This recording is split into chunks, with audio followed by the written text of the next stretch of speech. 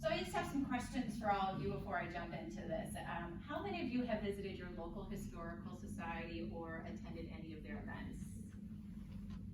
All right. How about anyone that's connected to a local municipality? Do you ever promote their events on your website, newsletter, or social media? So a few. Okay. With both museums and local government being committed to serving your local community, this is a great opportunity to have this discussion about collaboration. So for a long time, museums have been about the field trip. I think those were my memories of growing up. I go to the Chicago History Museum, and that was it, and then kind of checked it off.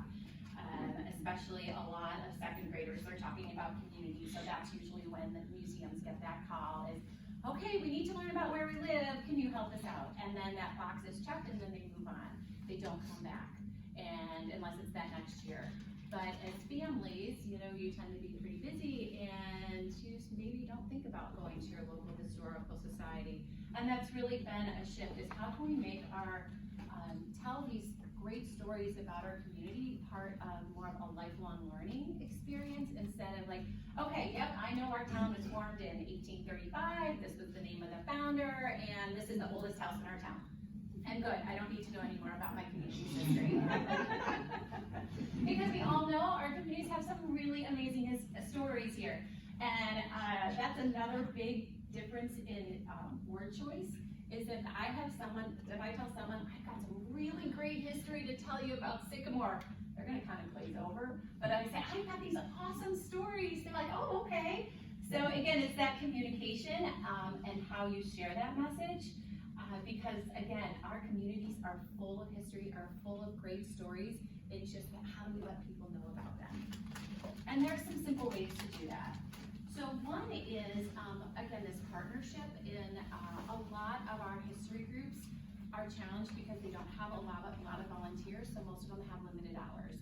So how can we help them do a better job? Well, there's other opportunities to have little small displays in different places. So maybe there's a little display case that you could have in City Hall. Maybe there's something that you could have at the local library. Or if you have a vacant storefront, I know that realtors are sometimes really good with this. They have just reproductive images of real estate that's available. Well, let's put up some historic images and just put those in there. While you can have that ribbon hanging down, put those, that's really easy to do, and a little caption. Maybe some historic pictures of that space, or maybe some stories about important people. It doesn't take a lot of money, it's gonna take time. And if anyone has any challenges with their local historical society to making color copies, and just give you a call. We can print them out, we can work with them on that. But it's just that's something that people have that easy access to. They're going to be walking by. Oh, I have to go into City Hall. The person I'm waiting for is on the phone. Oh, I can look at this display case.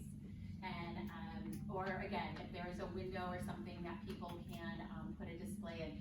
Now, I do want to caution you that there are some restrictions about what we can and can't do. So for a long time, we used to have the window in City Hall. They've got these beautiful windows there. But the challenge is that there's a lot of light there, and light damages a lot of the stuff that we have in the collection. So, so I was like, oh, you have these great dresses down here. Why don't we put a couple of those in the window? They will be completely destroyed within a few days. That light damage is just brutal. But if you have anything that's metal, or you have something that is wood for not a long period of time that you can put out there, security is also an issue. And so that kind of limited where we could put our stuff. You just want to make sure that everything is safe. So a locked display case in the library.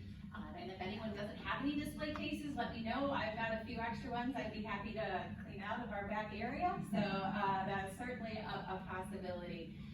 But those are just some real simple ways to get those stories out to your community and make it not just, oh, we can only learn our history on Monday afternoons when the Historical Society is open.